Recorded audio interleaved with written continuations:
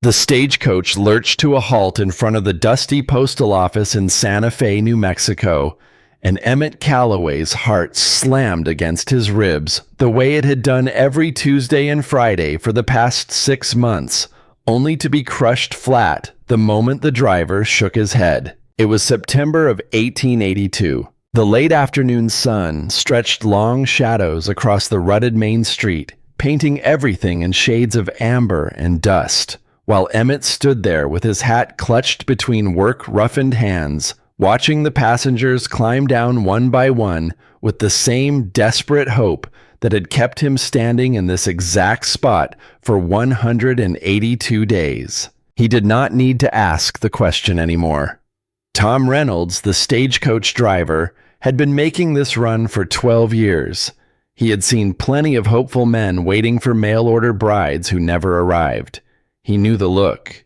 He knew the answer before Emmett could even form the words. "Sorry, Emmett. Maybe next time." Emmett nodded. His throat was too tight for words.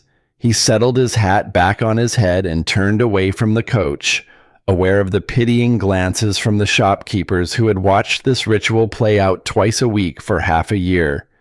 He could feel their eyes on the back of his neck, soft and sorry, and full of a sympathy that made a man feel smaller than he already did. He was 26 years old. He had built a decent ranch through 7 years of back-breaking work and careful planning, 15 miles outside of town, on land that had been nothing but scrub brush and rock when he started. He had done it alone because there was no one left to help him. His parents, Thomas and Catherine Calloway, had died of cholera when he was 19. He had buried them both himself, digging 2 graves in earth so hard it split his palms open, and not a single person had come to stand beside him because the whole town had been dying too.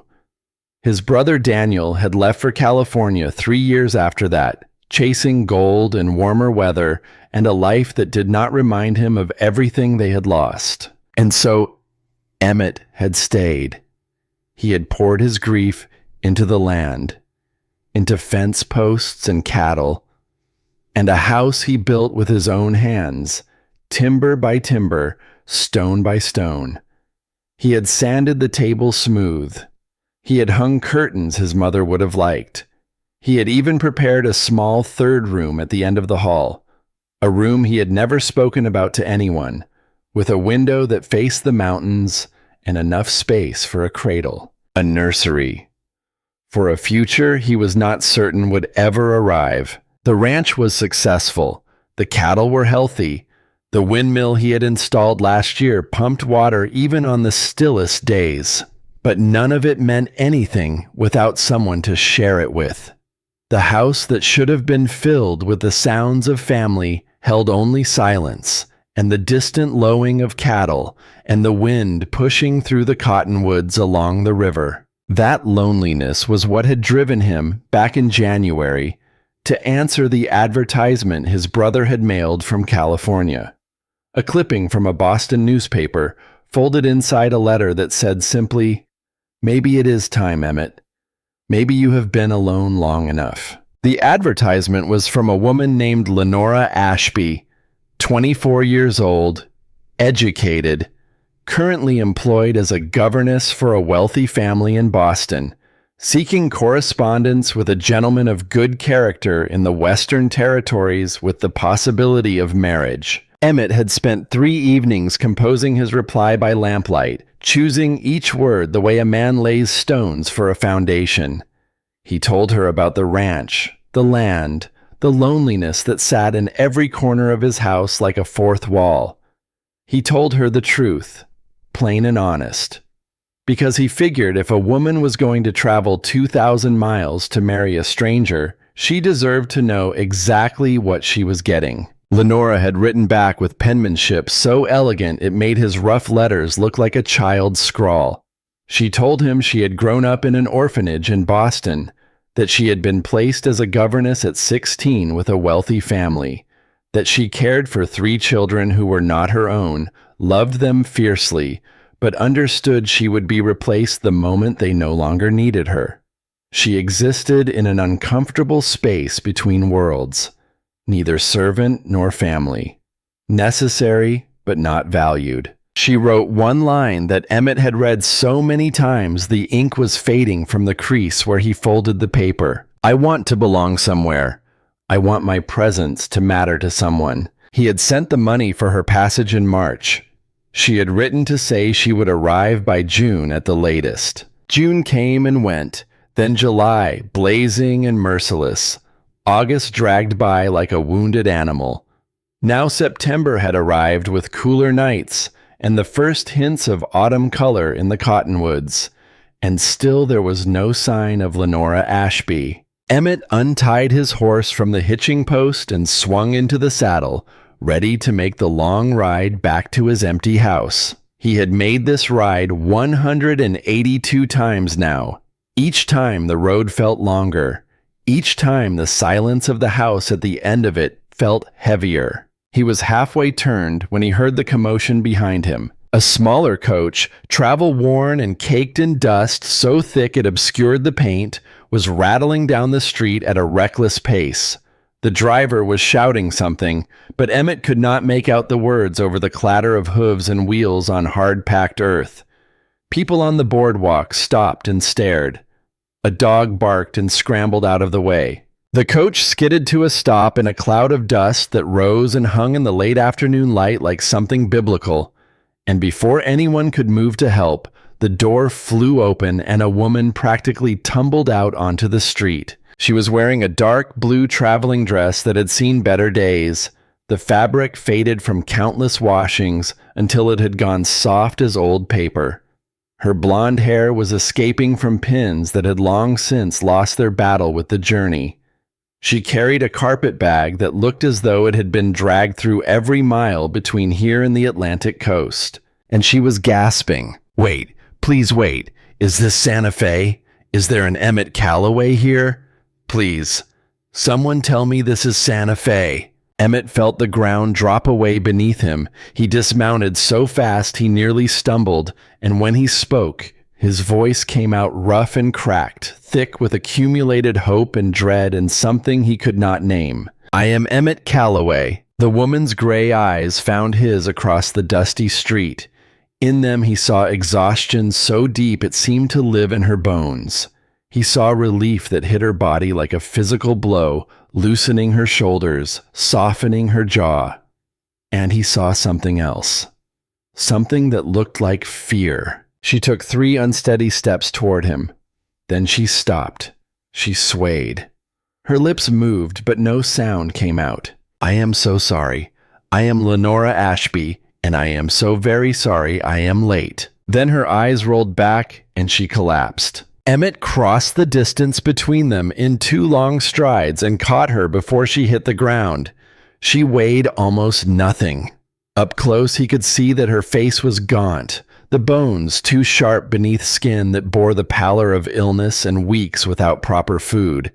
Her lips were cracked and dry. Her hands, curled against his chest, were rough and calloused in ways that did not match the elegant penmanship of her letters. And there, on her left wrist, barely visible beneath the frayed cuff of her sleeve, was a thin scar, pale and precise, a mark left by rope or wire pulled tight against skin. Emmett did not have time to think about what that meant. He scooped her up and turned to find half the town staring at him. Doc Whitfield, he barked to a boy standing nearby with his mouth hanging open.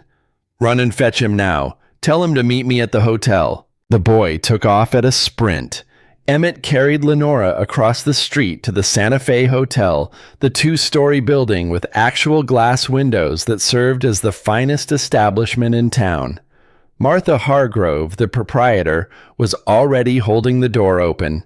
She was a sturdy woman in her 50s with kind eyes and the sort of practical efficiency that came from decades of managing a hotel in a frontier town. Room 4, Martha said immediately. I will bring water and clean linens. Lord above, that poor thing looks half dead. Emmett climbed the stairs carefully, every step measured, hyper-aware of the fragile woman in his arms. In the room, he laid her gently on the bed and stepped back. His hands were trembling.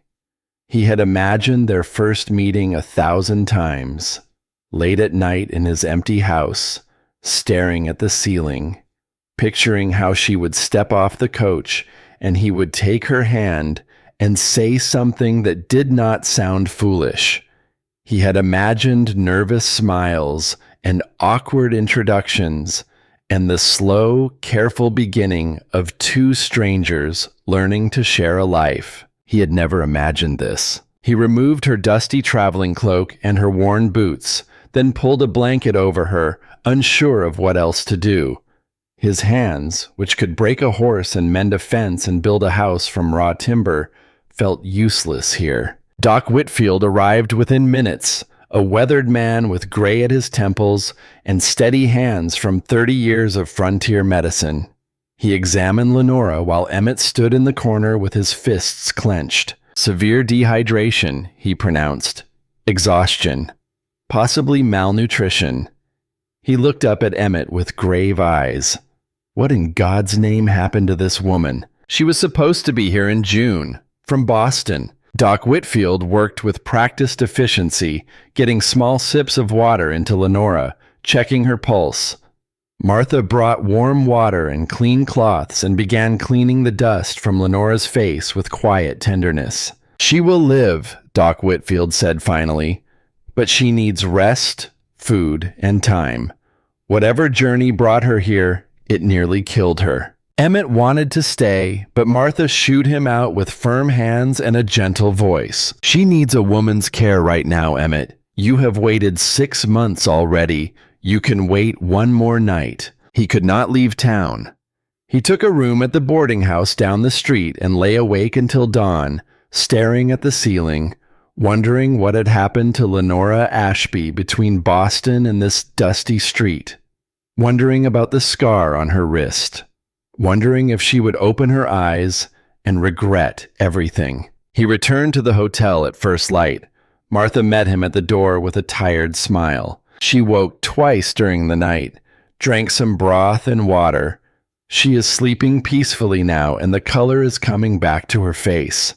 Martha paused and looked at Emmett with something like admiration. Whatever happened to that woman, she is a fighter.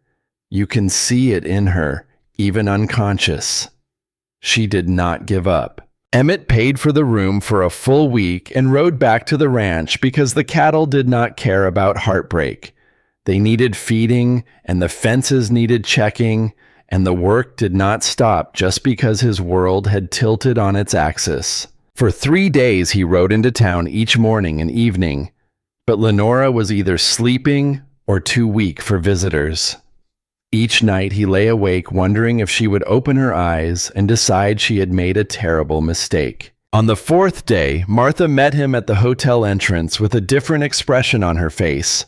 Something bright and warm. She is awake, and she is asking for you. Emmett's heart climbed into his throat. He followed Martha up the stairs, his mouth dry and his palms sweating despite the cool September morning. Martha knocked softly on the door, then pushed it open. Lenora was sitting up in bed, propped against pillows, wearing a clean white nightgown that Martha must have lent her. Her blonde hair had been washed and braided, and though she was still too thin, her face was no longer that terrible ghostly white. A faint flush of color had returned to her cheeks. When her eyes met his across the room, Emmett saw intelligence. He saw weariness that went deeper than physical exhaustion. And he saw something else, something careful and watchful, like a woman who had learned the hard way that hope was dangerous. Mr. Calloway, her voice was soft but steady. Thank you for catching me. I am told I fainted quite dramatically. You had reason, Emmett said. He moved carefully into the room and removed his hat, holding it in front of him like a shield. How are you feeling? Much better, thanks to the kindness of you and Mrs. Hargrove and the doctor. She folded her hands in her lap, and Emmett noticed they were trembling. I owe you an explanation. You owe me nothing. Nevertheless, you have been waiting, and I was unconscionably late. She took a deep breath. Emmett watched her gathering courage, pulling herself together before stepping into what came next. He pulled a chair close to the bed and sat, giving her time, giving her silence. "When I left Boston in March," she began, "I had your money for the train passage west. I was to take the railroad to Kansas City, then the stage south to Santa Fe. Everything went according to plan until I reached Kansas City in late March." She paused, her fingers twisted in the blanket. "There was a man at the station. He said he was a travel agent. He said he could arrange a better rate on the stage passage if I would come to his office to sign some paperwork. I was trying to be careful with the money you sent, to save what I could for supplies when I arrived. So I went with him." Emmett felt ice forming in his stomach. He said nothing. He did not move. It was not an office. It was a warehouse near the rail yards. There were other women there, and men with guns. They took everything I had. Your money, my papers, my belongings, everything except the dress on my back.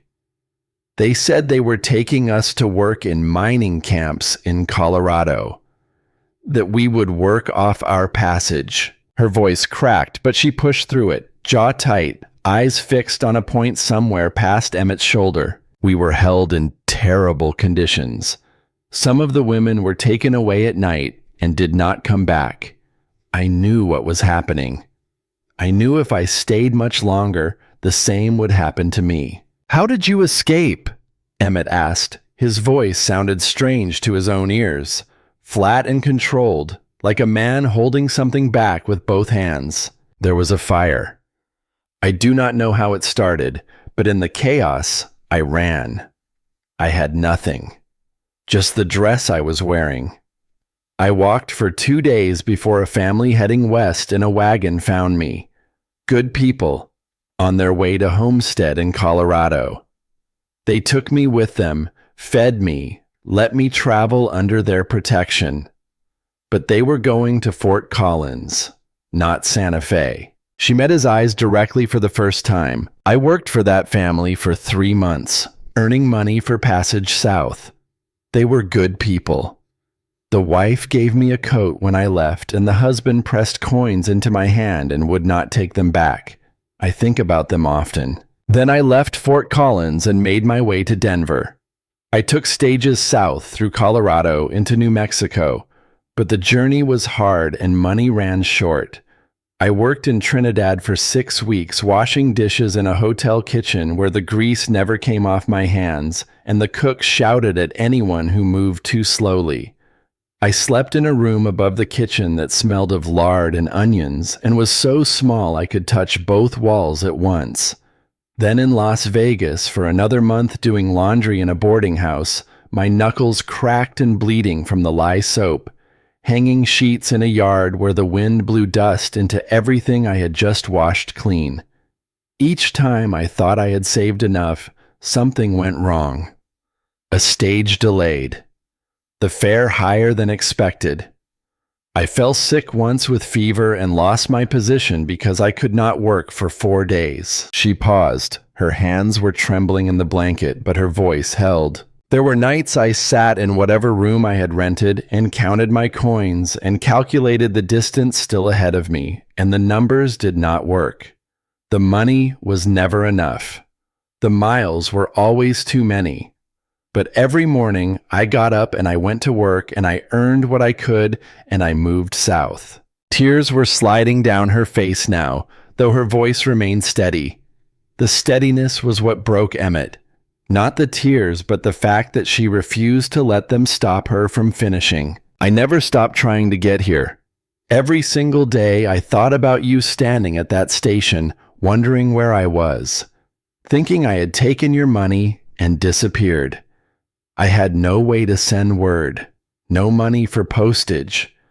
I was moving constantly, working whenever someone would hire me, pushing south mile by mile. When I finally got on that last stage 3 days ago in Albuquerque, I had not eaten in 2 days because I spent my last coins on the fare." She looked at him with red-rimmed eyes. "I would understand completely if you want nothing to do with me now.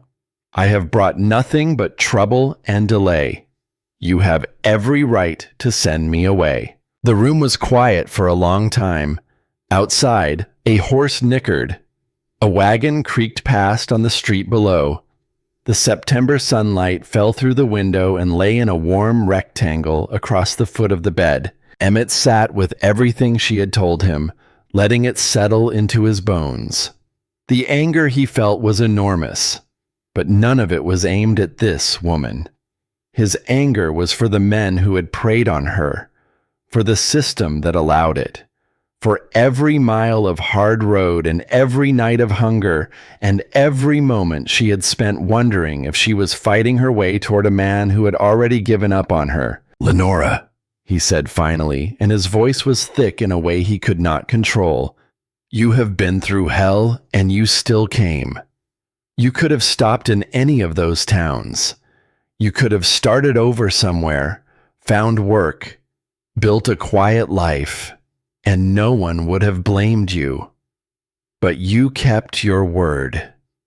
You fought your way here against odds that would have broken most people I know, men included. Do you really think I would turn you away after that?" Fresh tears spilled down her cheeks. "I have nothing to offer you now. No dowry, no possessions, not even a change of clothes. I am not the woman who wrote those letters full of hope and plans. I am just someone who barely survived." Emmett leaned forward. His eyes were intense and certain in a way that left no room for doubt. "You are someone who survived impossible things. You are someone who keeps her word no matter the cost. You are someone stronger than you know. That is who you are, Lenora Ashby. And if you are still willing, I would be honored if you would still consider becoming my wife." She stared at him. The silence stretched between them like a held breath. "You still want to marry me? After everything?" "I waited every single day for 6 months, Emmett said simply. "Not because I had nothing better to do, but because something in your letters made me believe you were worth waiting for. I was right. You are worth 10 times the wait." Lenora covered her face with her hands and wept. Emmett wanted to reach for her, but he was unsure if his touch would be welcome after everything she had endured. So he sat quietly. He let her cry. He let his silence say what his hands could not. When she finally looked up, something heavy had been set down. "I need time," she said softly, "to recover my strength, to know you as more than words on paper. Would that be acceptable?" "Take all the time you need," Emmett said. "The house is ready. It can stay ready as long as necessary." He stood, settled his hat back on his head, and moved toward the door. At the threshold, he paused without turning around. "Lenora." "Yes?" "There are things you have not told me yet. I saw it in your eyes when you were talking. There is more to the story." He was quiet for a moment. "You do not owe me those pieces now. You do not owe them to me ever, if that is what you decide. But if the day comes when you are ready, I will be here. I am not going anywhere." He left before she could respond.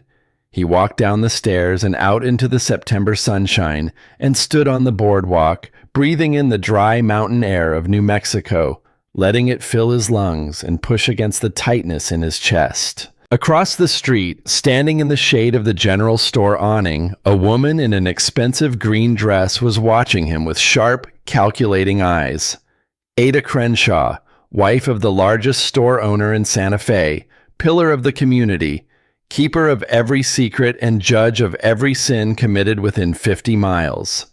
She caught Emmett's eye and held it for one long, deliberate moment. Then she turned to the woman beside her and said something behind her gloved hand. The other woman's eyebrows rose. Both of them looked back at the hotel where Lenora Ashby lay recovering. Emmett saw it. He filed it away, and he walked to his horse with the certainty that the road ahead would be harder than anything a man could build with his hands alone. But for the first time in longer than he could remember, he did not ride home feeling empty. Something had changed. Something had arrived. Over the next 2 weeks, Emmett visited Lenora every day, sometimes twice, when the ranch work allowed it. He would ride the 15 miles into town in the early morning light, check on the cattle along the way, and arrive at the hotel just as Martha Hargrove was setting out breakfast in the parlor. At first, their conversations were careful things, tentative. The way two people talk when they are trying to match the person in front of them with the person they had imagined from letters written by lamplight. They sat in the hotel parlor because it was the proper place for an unmarried couple to visit, and Martha kept a quiet eye on them from behind the front desk, not out of suspicion, but out of the particular tenderness she felt for two people who were clearly terrified of getting this wrong. Emmett told Lenora about the ranch, the way the morning sun hit the Sangre de Cristo Mountains and turned them the color of blood and honey. The cattle. The windmill that creaked like an old man's joints. He told her about his parents, not the way they died, but the way they had lived. How his mother had sung while she cooked, always slightly off key, and how the sound of it had filled their small house like something you could hold in your hands. He told her about his brother Daniel in California, about childhood memories of fishing in streams that ran cold even in July, about the love his parents had shared that was so steady and quiet you could mistake it for ordinary until you realized it was the rarest thing in the world. "I wanted that," Emmett said one afternoon, turning his hat in his hands the way he always did when he was saying something that cost him. That kind of love, the kind that does not need to announce itself, the kind that just shows up every day and does the work. Lenora listened with an attentiveness that made Emmett feel seen in a way he had not experienced since his mother was alive. She did not interrupt. She did not rush to fill the silences. She let them breathe, and in those silences, Emmett found himself saying things he had never said to another living person. In return, Lenora told him about growing up in the orphanage, not with bitterness, though she had earned the right to it. She spoke about it plainly, without self-pity or performance. It was what it was. The beds were narrow, and the food was thin, and the women who ran the place were not cruel exactly, but neither were they warm. Kindness was rationed the way everything else was. You learned early not to need too much of it. She had been placed with the Harrington family at 16. A governess for 3 children. She had loved those children fiercely. She had taught them to read and to do sums and to identify the constellations on clear nights. She had braided the girl's hair and sat with the boy when he had nightmares and read to all 3 of them until her voice went hoarse. But she was never family. She ate in the kitchen, not the dining room. She was introduced to guests as Miss Ashby, the governess, in a tone that drew a line between the people who belonged and the people who did not. "I wanted to matter to someone," she said one afternoon, her gaze steady on his. "There is a difference between being necessary and being wanted. I could feel it every single day. It was the loneliest feeling in the world. Your presence makes a difference to me," Emmett said. And he meant it with every part of himself. Lenora looked at him for a long moment, searching his face for something she needed to find before she could trust where this was going. Then something in her expression shifted. Not a smile exactly, but the shadow of one. The possibility of one. By the end of the second week, Lenora was strong enough to take short walks around town. Emmett offered his arm, and she took it without hesitation, a small gesture that felt enormous to both of them. They walked slowly through Santa Fe's winding streets, Lenora marveling at the adobe buildings so different from Boston's brick and stone. She touched the warm clay walls with her fingertips as if she could read something there. She tilted her face to the sky and closed her eyes against the brilliant blue that stretched overhead without a single cloud to interrupt it. "It is beautiful," she said, and there was wonder in her voice that made her sound younger than her years. "All those months on the road, I was so focused on surviving that I barely looked at where I was. But this..." She opened her eyes and gestured at the distant mountains, purple against the horizon. "This is beautiful. Would you like to see the ranch?" Emmett asked. His heart was hammering. "Not to stay," he added quickly, "just to visit. So you can see where you would be living, if you still want to go through with our arrangement." Lenora looked up at him, and for the first time he saw genuine warmth in her eyes. Not gratitude, which he had seen before, but something closer to anticipation. Something that looked like the beginning of wanting. "I would like that very much." They rode out the next morning in a borrowed buggy. The 15-mile journey took them through landscape that captivated Lenora completely. She exclaimed over the red rock formations, the pronghorn bounding across grasslands, the juniper trees clinging to hillsides as though stubbornness alone could sustain life. The air smelled of sage and sun warmed earth, and when Emmett offered her the canteen, the water tasted of leather and iron, but she drank it like it was the sweetest thing she had ever had. When they crested the final rise and the ranch came into view below them, Emmett watched Lenora's face the way a man watches the sky for rain. It was not much, and he knew it. A simple house of local timber and stone. A barn. Several corrals. The windmill turning slowly against the blue sky. "That is your house?" Lenora asked softly. "Our house," Emmett corrected, then flushed red to the tips of his ears. "I mean, if you decide. That is what I hope it could be." When Emmett helped her from the buggy, she stood in the yard and turned in a slow circle, taking everything in. The barn. The corrals where two horses watched them with dark, curious eyes. The overgrown vegetable garden he had been neglecting for months. "Show me," she said simply. He gave her a tour. 3 rooms. A main living area with a kitchen that smelled of pine wood and the cold ash of last night's fire. A bedroom.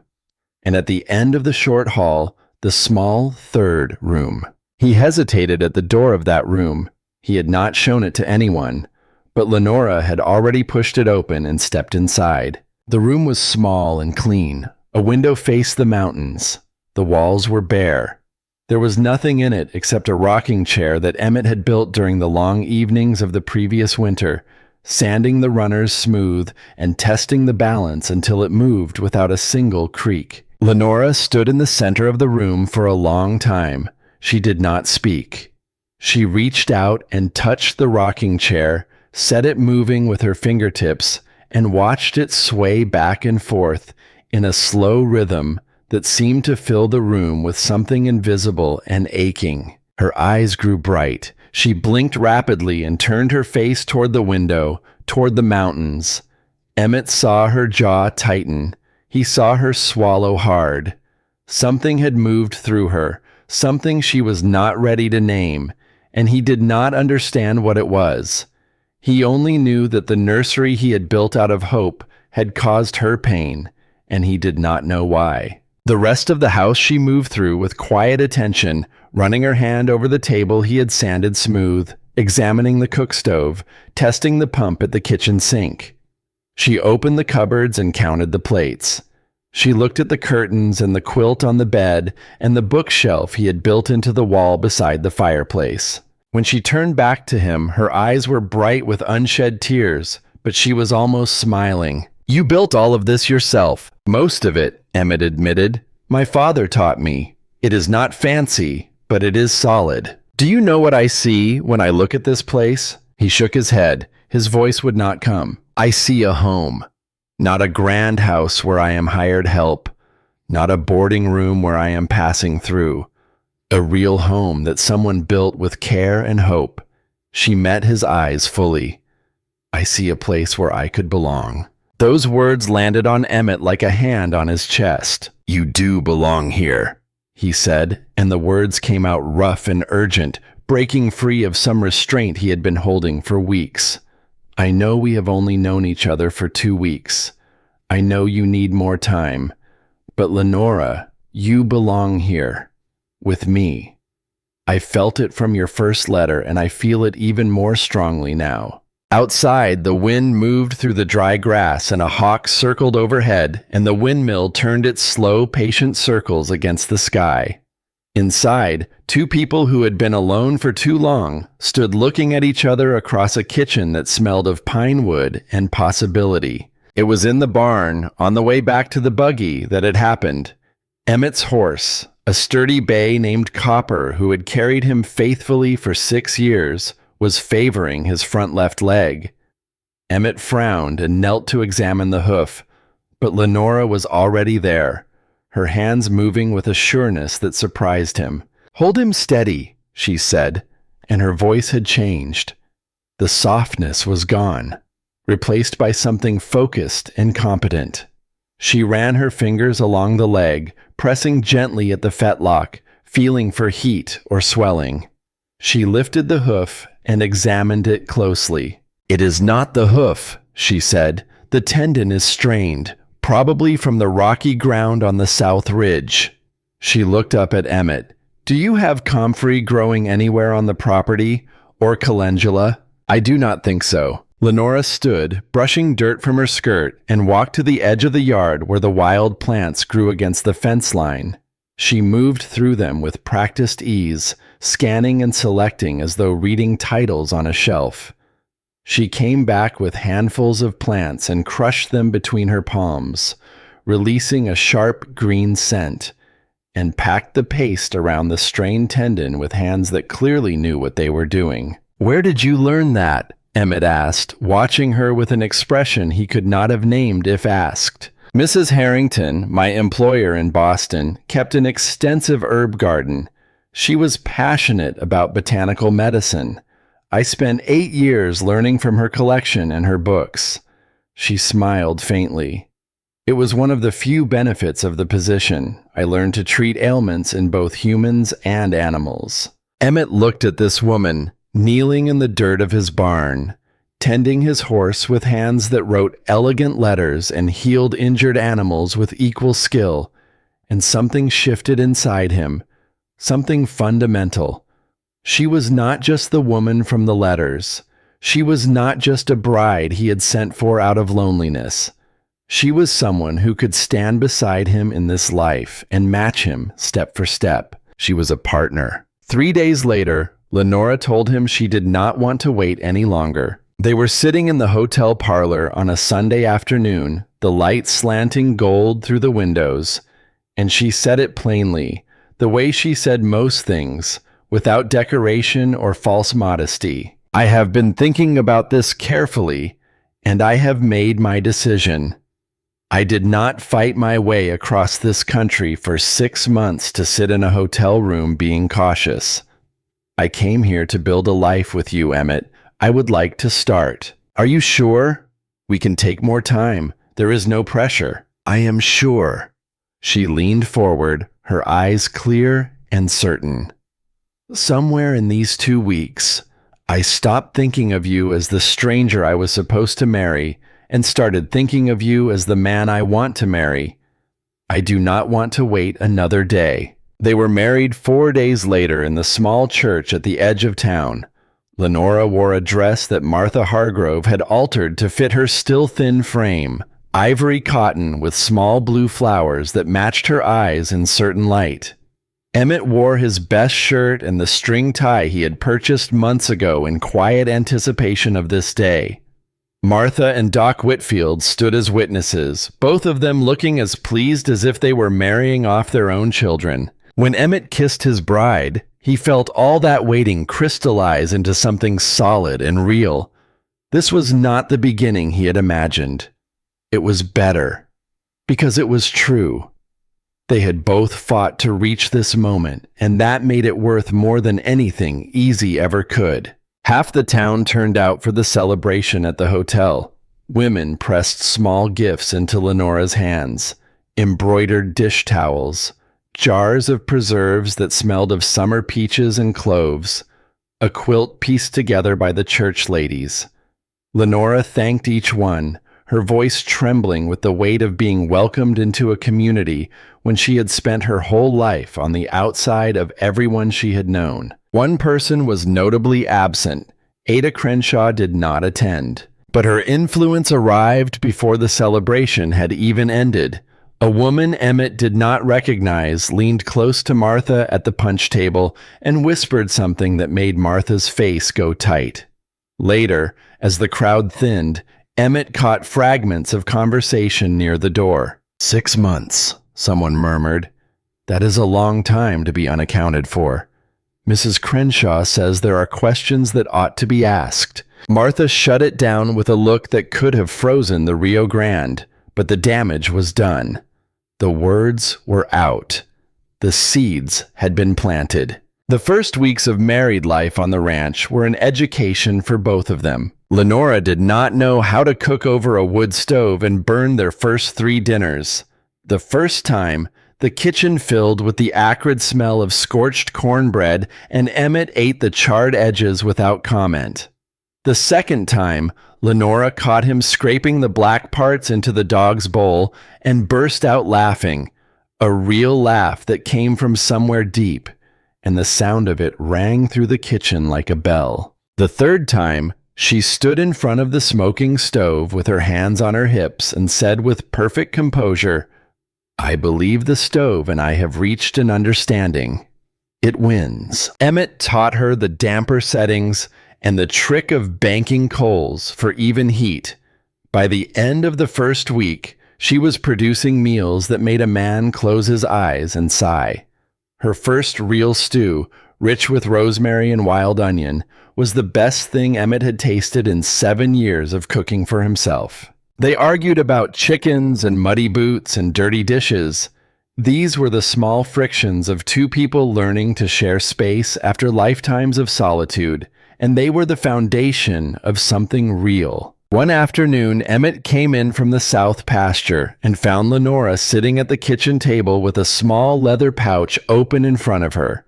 Inside were seeds, dozens of them, carefully sorted into twists of paper, each one labeled in her precise handwriting.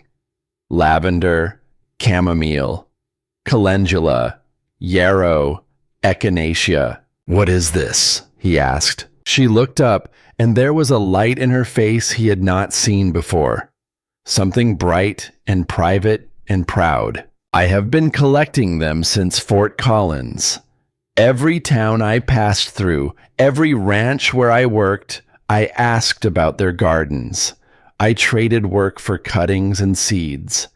An hour of laundry for a handful of chamomile. A day of mending for a pouch of lavender." She touched the paper twists gently. "I may have arrived with nothing in my carpet bag, but I arrived with these. By spring, we will have a proper herb garden. I can make tinctures, poultices, salves for the horses, for us, for anyone in the territory who needs them." Emmett looked at the seeds spread across his kitchen table and understood something new about the woman he had married.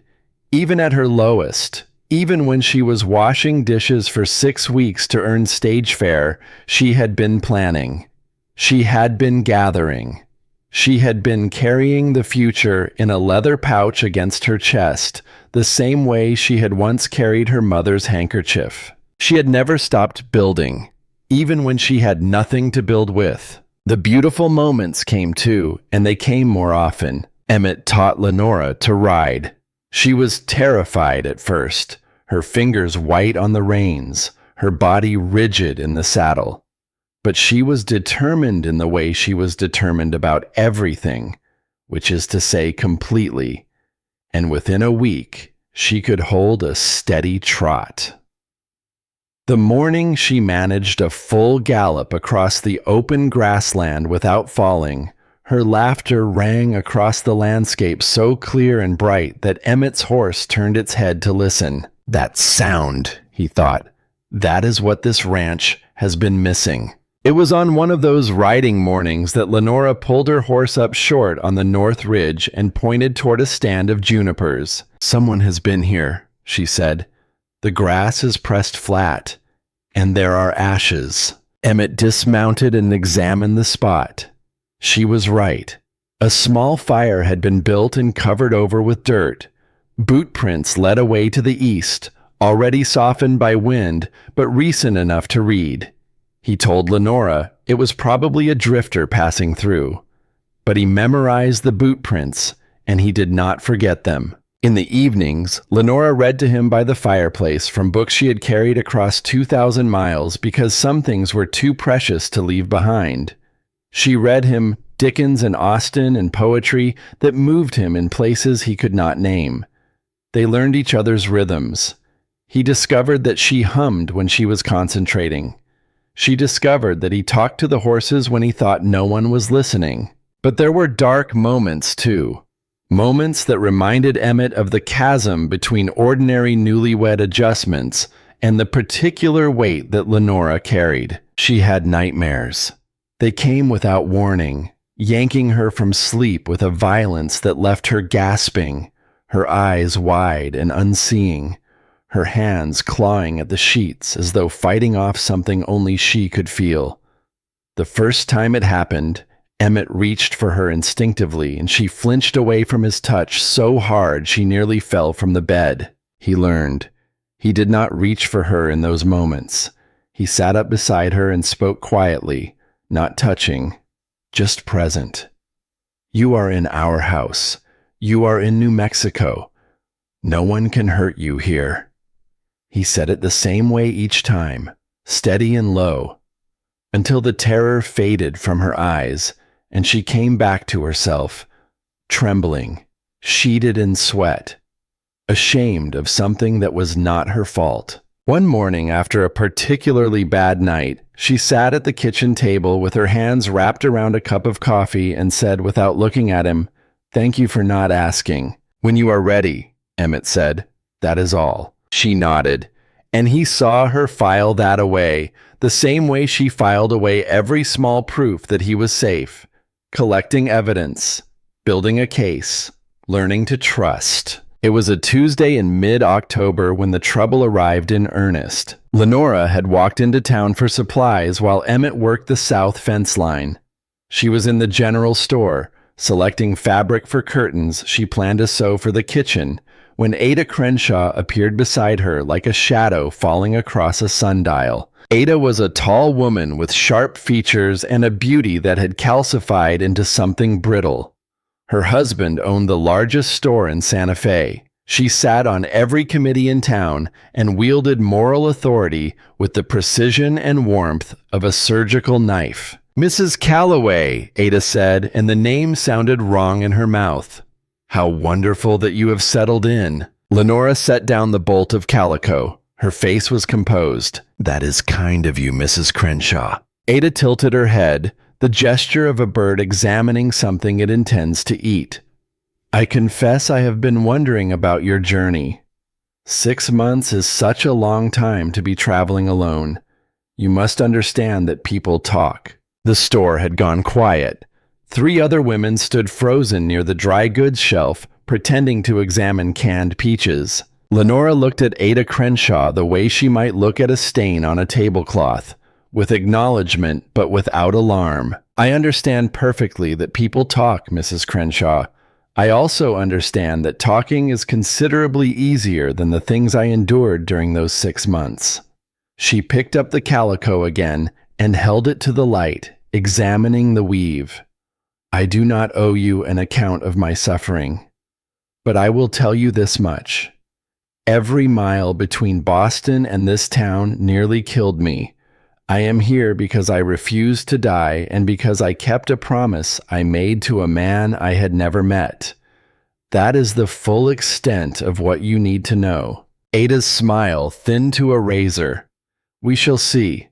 In my experience, stories that cannot be verified have a way of unraveling." She turned and walked out of the store, the bell above the door chiming brightly behind her. a sound too cheerful for the silence she left in her wake. Lenora purchased her fabric. She thanked the shopkeeper. She walked out into the October sunshine and did not allow herself to tremble until she was around the corner and out of sight. That evening, she told Emmett about the encounter. She told it plainly, without embellishment or self-pity, sitting across from him at the table he had built, eating the stew she had learned to cook on his stove in the house they were slowly making theirs. Emmett listened. His jaw tightened. His hands went still on the table. "What do you want to do?" he asked. "Nothing. She is not worth the energy. She could make things difficult for you. For us. This is a small town. I have survived considerably more difficult things than a woman with a sharp tongue and too much time on her hands." Emmett studied her face in the lamplight. He saw the steel in her and the cost of it. "If she bothers you again," he said quietly, "I will handle it." Lenora shook her head. "If she bothers me again, I will handle it myself. I did not cross a continent to hide behind anyone, not even you." She said it without edge, without anger, just fact. And Emmett understood that what she needed from him was not rescue. It was respect. It was partnership. It was the steady, quiet presence of someone who showed up every day without being asked. Later that night, after the lamp was blown out and they lay in the darkness listening to the wind push through the cottonwoods outside, Lenora reached for his hand under the blanket. "Emmett, yes, there is something I need to tell you. Something I should have told you sooner." He held her hand. He waited. "The man who ran that operation in Kansas City, the one who captured us, he had a scar across his left eye, a deep one, like a knife wound. I saw his face clearly, multiple times.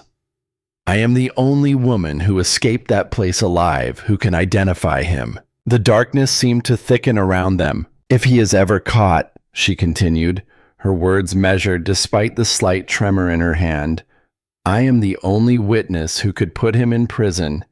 And if he knows I survived the fire, if he knows where I am—" She did not finish the sentence. She did not need to. Emmett lay very still, staring at the ceiling he could not see, feeling his wife's hand in his, feeling the weight of what she had just placed between them. The danger was not a memory. It was not something that had happened and ended. It was a door that had been left open. And somewhere out there in the vast darkness of the territory, a man with a scar across his eye might be looking for the woman who could destroy him. "I will be right here," Emmett said into the dark. "I know," Lenora whispered. "That is why I told you." They did not speak again for a long time. The silence was not empty.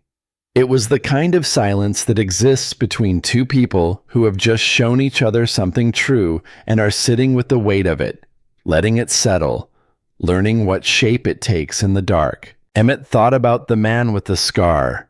He thought about the warehouse in Kansas City and the women who had been taken away at night and had not come back. He thought about Lenora walking for 2 days after the fire, alone, in a dress that was not enough, with nothing in her pockets and nobody coming to find her. He thought about every mile she had fought through to reach him, job by job, coin by coin, driven by a promise she had made to a man whose face she had never seen. And he thought about the fact that even now, even here, even in the safety of the house he had built with his own hands, the past was not finished with her. The door was still open. The danger was still real. He tightened his grip on her hand, not hard, just enough so she could feel it, just enough so she would know. "Tomorrow," he said quietly, "I am going to teach you to shoot." In the darkness, Lenora was silent for a moment. Then she turned toward him, and though he could not see her face, he could feel the shift in her breathing, the steadiness of it, the resolve. "Good," she said. "I would like that." Outside, an owl called from the barn roof. The wind moved through the grass in the long, slow waves that sounded like breathing. The ranch lay quiet under a sky crowded with cold, bright stars, and two people held hands in the darkness of a house that was becoming theirs, their hearts beating in time with something they could not yet name but were learning to trust. Somewhere beyond the mountains, beyond the dark line of the horizon where the territory stretched endlessly into distances that swallowed sound and light alike, the world was turning toward winter, toward whatever was coming, toward the things that had not yet arrived but were already on their way. And on a hill to the north of the ranch, a hill that Emmett would not think to check for another several weeks, the last embers of a small campfire cooled slowly in the October night. Someone had been there. Someone had watched the lamplight in the windows of the Calloway house flicker and then go dark. Someone had noted the location of the barn, the corrals, the distance to the nearest neighbor. And then someone had ridden away into the dark, heading south toward town, leaving nothing behind but hoofprints in the soft earth and the faint smell of tobacco smoke that the wind would carry away before morning. Emmett kept his word. The next afternoon, he took Lenora to the far side of the barn where the land dropped away into a shallow draw, and he taught her to shoot. He started with the rifle. He showed her how to load it, how to settle the stock against her shoulder, how to breathe. Steady in, he said. Let half of it out. Hold. Then squeeze. Do not pull. Squeezing is patience. Pulling is panic.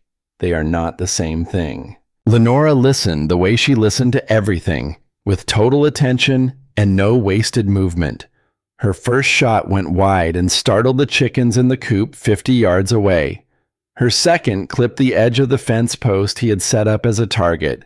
Her third hit it dead center. Emmett stared at the splintered wood. Then he looked at Lenora, who was lowering the rifle with an expression of calm satisfaction. "You have a natural eye," he said. "I have motivation," she corrected.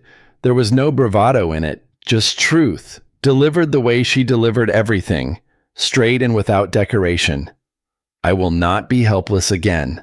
Not ever." He taught her the revolver next.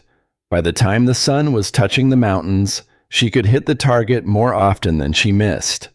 Emmett watched her reload with steady fingers and understood that the woman from the Boston letters and the woman beside him were the same person, and the distance between who she had been and who she was becoming was the measure of everything she had survived. They fell into a rhythm. The days shortened as October deepened into November. Emmett worked the cattle and repaired fences. Lenora threw herself into the household and the land with a ferocity that startled him. She took over the vegetable garden, clearing dead growth, turning the soil, planting late-season crops she coaxed from the earth with knowledge and stubbornness. Within weeks, the garden was showing green, and Emmett understood that Lenora did not just tend things. She brought them back to life. She learned to milk the cow, bringing in pails that smelled of warm grass and sweetness. She reorganized the root cellar where the air was cool and thick with the earthy scent of potatoes and dried apples. She scrubbed the floors and washed the windows, and the house that had been merely functional became a place that smelled of bread baking and herbs drying and the particular sweetness of a home that is loved. One evening in late October, they sat on the porch watching the sun drop behind the mountains. The aspens on the high slopes blazed gold against dark pines like scattered coins.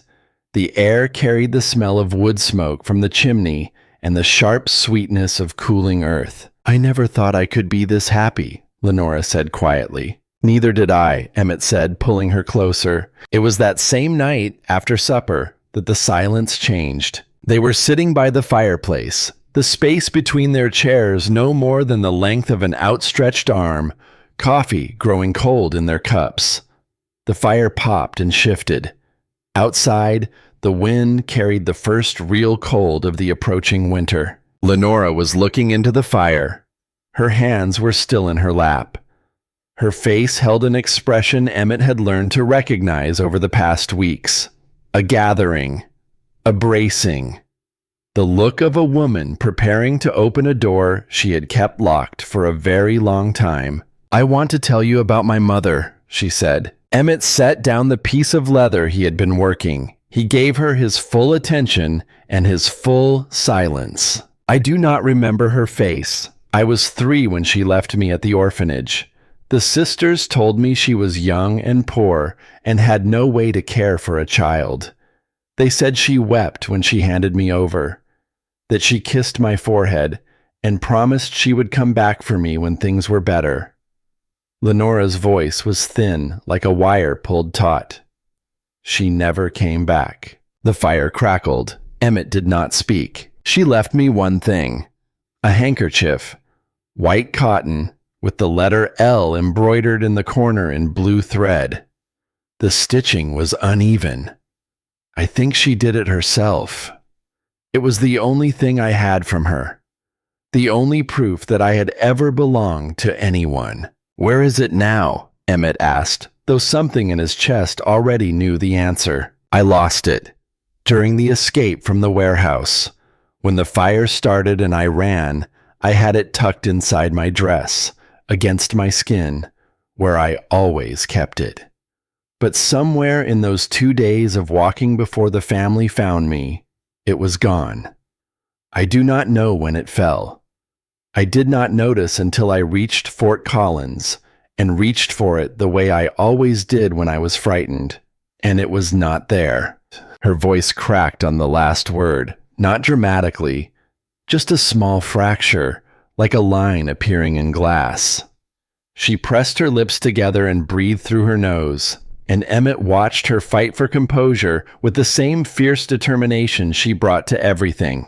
"It was just a piece of cloth," she said. "I know that, but it was the only thing that connected me to someone who had wanted me, even if she could not keep me. Without it, I am just a woman who came from nowhere and belongs to nothing." "That is not true," Emmett said. His voice was rough. "You belong here. You belong with me." Lenora looked at him across the firelight, and what he saw in her eyes was not doubt exactly, but the particular fragility of a person who wants desperately to believe something and is terrified of being wrong. "Tell me about your parents," she said. "Not how they died. Tell me how they lived." And so Emmett told her. He told her about his father Thomas, who was quiet and patient, and could build anything from wood and iron and willpower. He told her about his mother Catherine, who sang off key and grew tomatoes that won the county fair 3 years running, and who loved her husband with a steadiness that made the whole house feel safe. He told Lenora things he had never told anyone, that his mother used to put her hand on his head when she walked past his chair, just a brief touch. The way she said, "I see you," without stopping what she was doing. That his father waited on the porch every evening for the first star and nodded once when it appeared, as though confirming something with the sky. Then he told her about the cholera, how fast it came.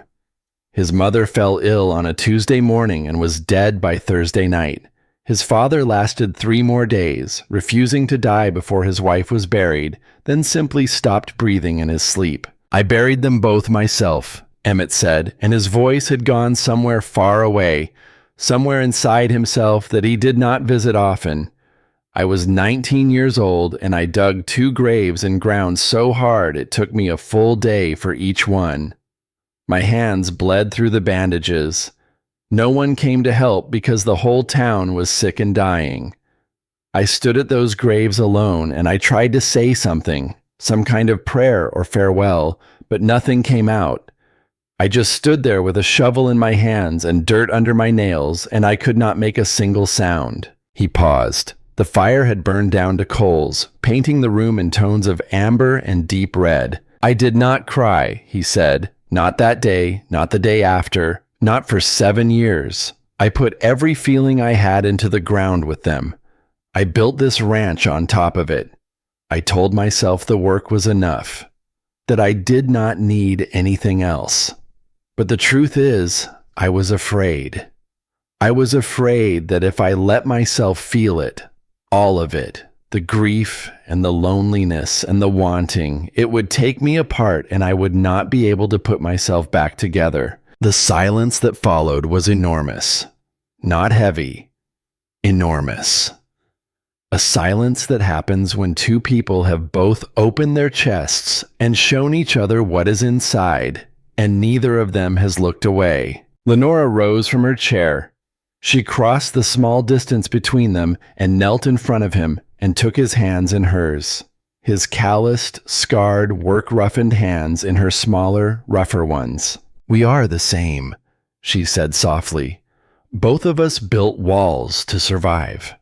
Both of us forgot there was anything behind them." She pressed her forehead against his knuckles and they stayed like that, two people kneeling together by a dying fire, holding on. When she lifted her head, her eyes were wet but clear. "I want to build new things," she said, "not to replace what was lost, but I want to build new things that matter. Here, with you." Emmett cupped her face in his hands. His thumbs traced the tracks of her tears. He did not kiss her. What passed between them was more intimate than a kiss.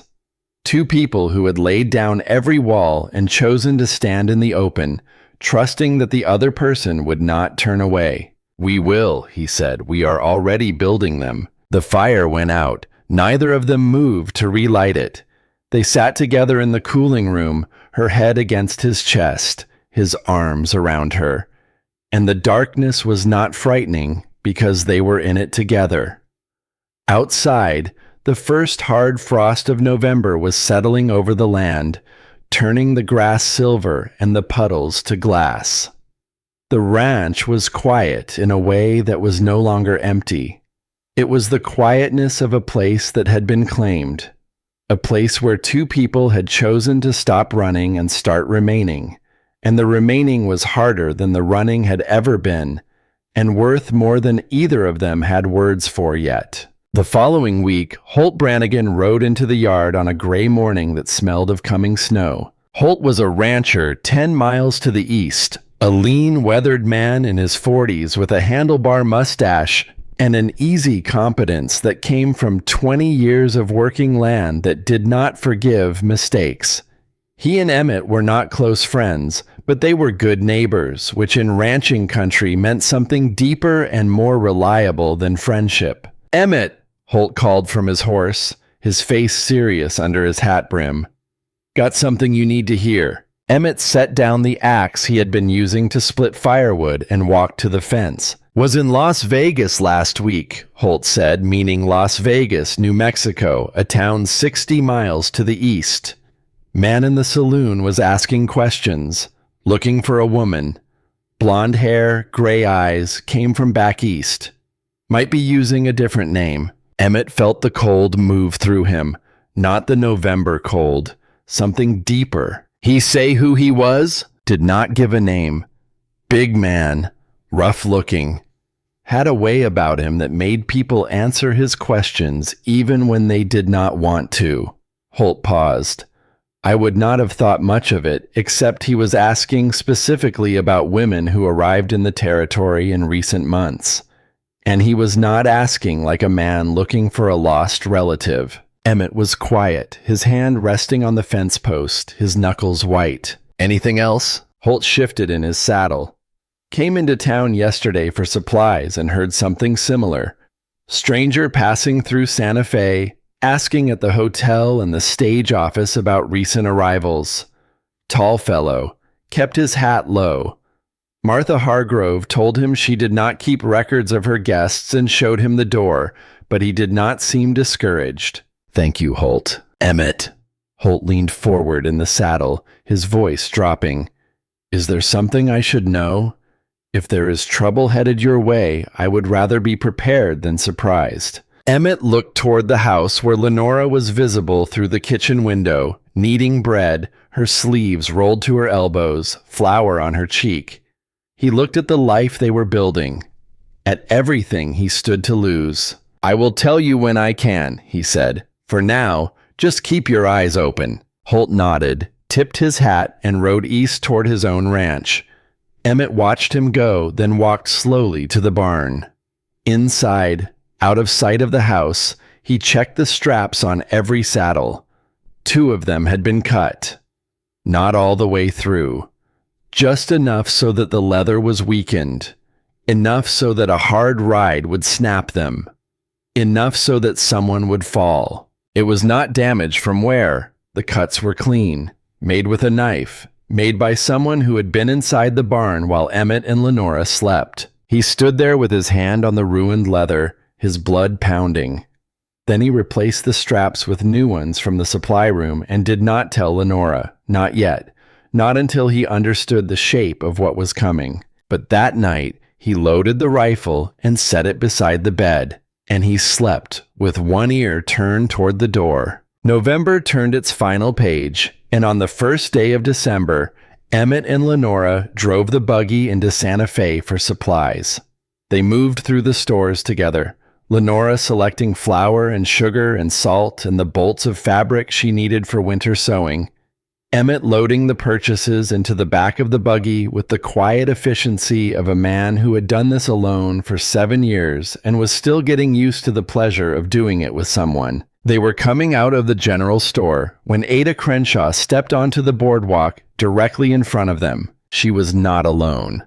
2 other women stood behind her like attendants at a court proceeding, their faces arranged in expressions of concerned virtue. "Mrs. Calloway," Ada began, "I wonder if you might explain to me why a man was in town last week asking about you. A man who did not seem like the sort of person a respectable woman would know."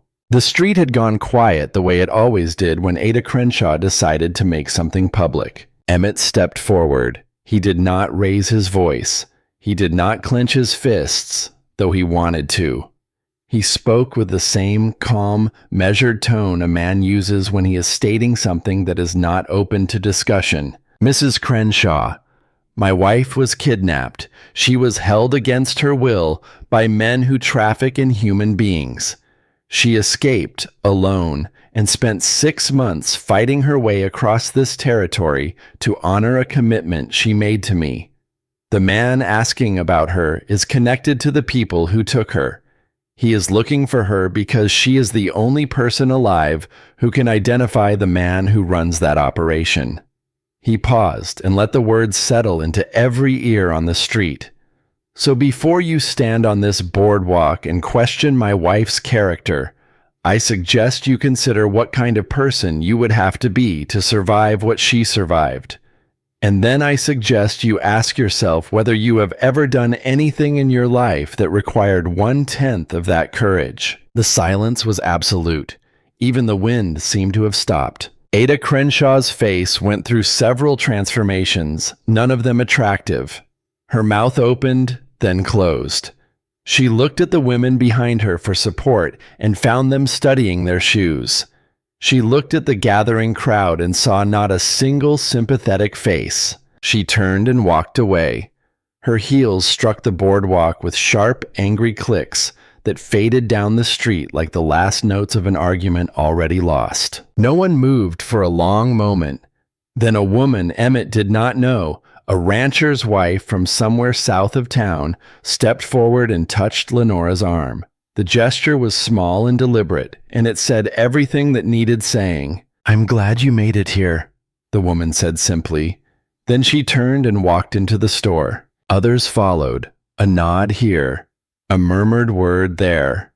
The town, which had been uncertain, which had listened to Ada Crenshaw's whispers and allowed doubt to take root, made its quiet decision, not with speeches or grand gestures, but with the accumulated weight of small kindnesses offered to a woman who had earned them. Lenora stood very still beside Emmett. When he looked at her, he expected gratitude or relief or perhaps tears. What he saw instead was something quieter and more profound.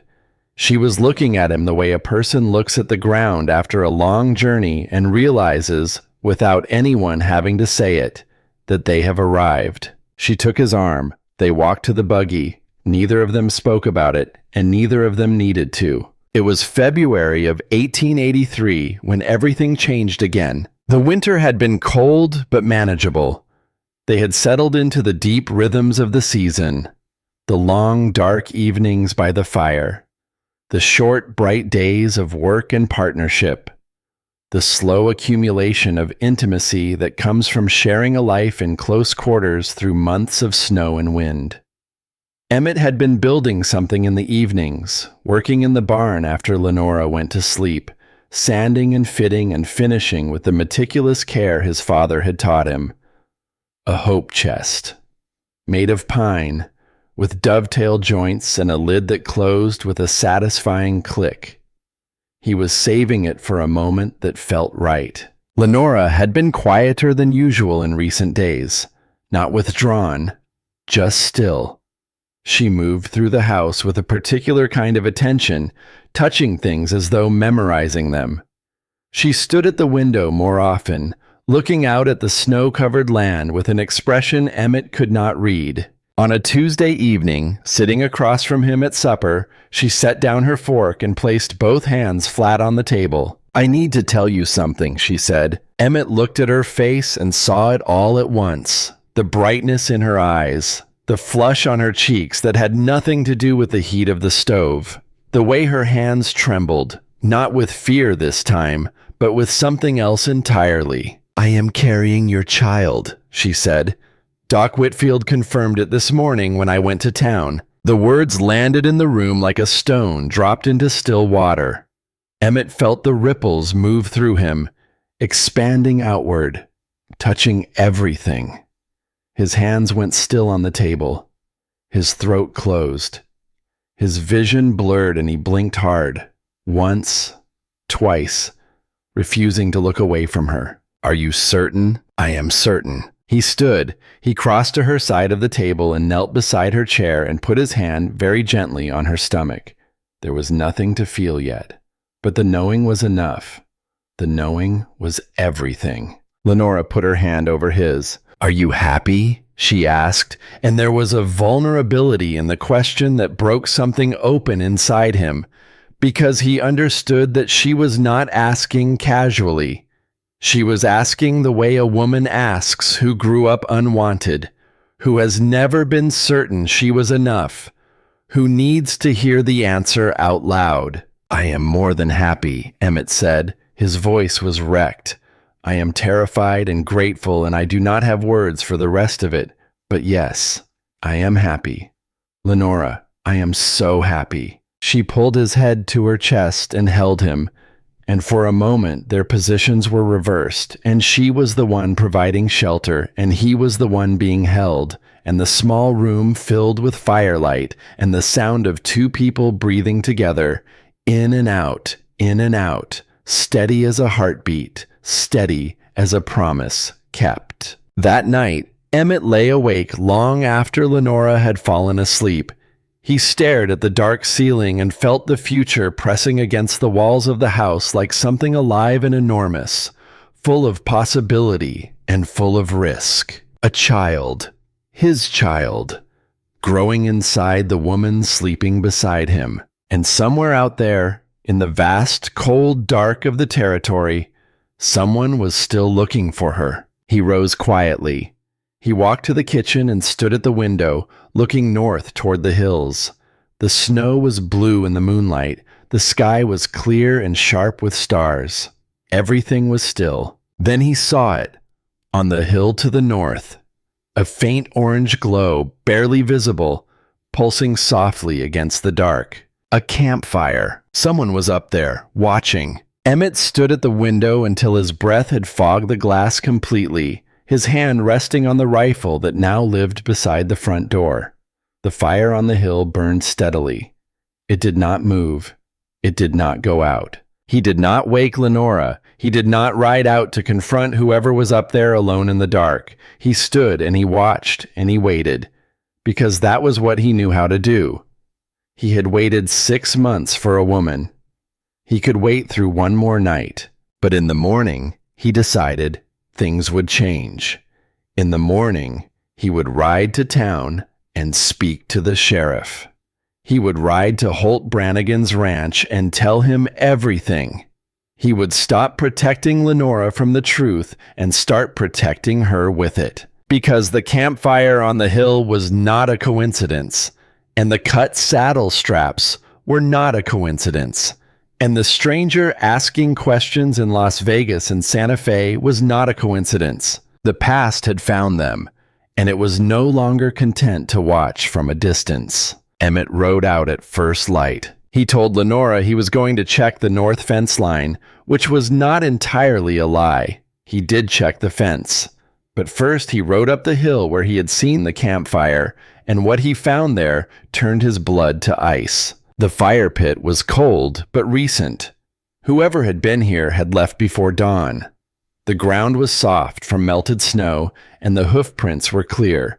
2 horses, shod, moving in from the east and departing south toward town. There were boot prints too, 2 sets, circling the campsite. And beside the fire pit, half buried in ash and mud, a scrap of paper. Emmett dismounted and picked it up. His hands were steady, but his jaw was not. The paper was a page torn from a notebook.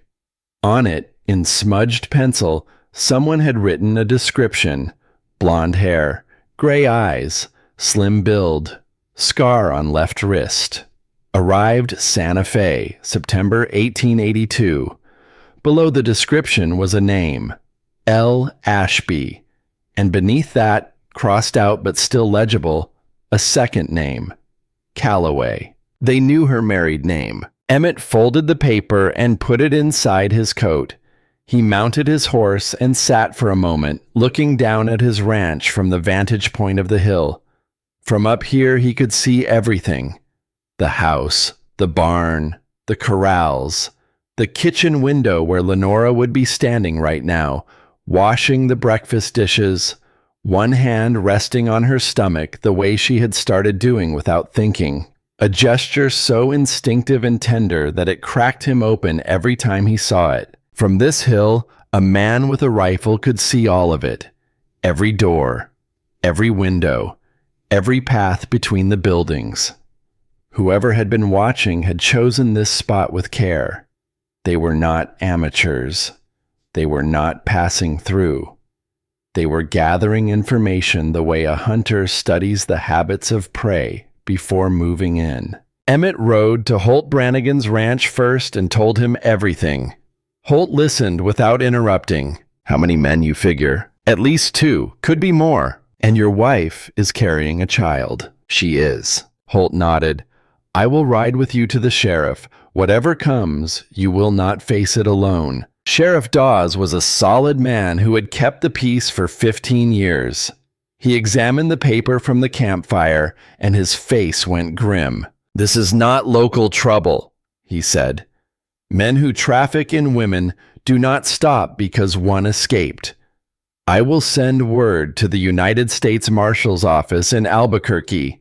In the meantime, I will increase patrols on your road. That makes her valuable, the sheriff added, and it makes her a target. They are not looking for revenge. They are looking to eliminate a threat. As long as she is alive and willing to testify, their boss is not safe. Emmett felt the words land in his chest like stones. He rode home in the gray light of late afternoon, the sky heavy with clouds that promised more snow. When he came through the door, Lenora was sitting at the kitchen table with her hands folded, and the look on her face told him she already knew something had changed. He sat down across from her and he told her everything. The campfire, the paper with her name, the 2 sets of hoof prints, the sheriff, the marshal, all of it. He did not soften it. He did not protect her from it. He gave her the truth because that was what she deserved and because she had earned the right to face whatever was coming with her eyes open. Lenora listened. Her face was still. Her hands did not tremble. When he finished, the silence between them was not the comfortable silence of evenings by the fire. It was the silence of 2 people standing at the edge of something and looking down. They want to make sure I cannot testify, she said. It was not a question. Yes. And as long as I am alive and they are free, they will keep looking. Yes. Lenora placed both hands flat on the table, the same gesture she had made when she told him about the baby, and she looked at him with eyes that were clear and hard and absolutely certain. Then I will not hide. I will not run. I ran for 6 months and I swore I would never run again. This is my home. You are my husband. That is our child. She pressed her hand against her stomach. I came here to build a life, Emmett, not to spend it looking over my shoulder. What are you saying? I am saying that if the marshal needs a witness, he has one. I will give a formal statement. I will describe the man with the scar in every detail I remember. I will draw his face if they need me to. And if they find him and need me to identify him in person, I will do that too. Emmett stared at her. He saw the girl who had grown up unwanted in an orphanage. He saw the woman who had been stolen and caged and had burned her way out. He saw the wife who had planted a garden in dead soil and made it green. He saw the mother carrying his child who was choosing to fight instead of flee. You are the bravest person I have ever known, he said, and his voice broke on the last word because he meant it so completely that the meaning could not fit inside normal speech. I am not brave, Lenora said. I am tired of being afraid. That is the same thing. The days that followed moved with the terrible momentum of a wheel rolling downhill. Emmett organized a rotation with Holt and 3 other ranchers. Someone was always watching the property. They took shifts riding the perimeter at night, checking the barn, scanning the hills. Lenora, for her part, kept the revolver within reach at all times.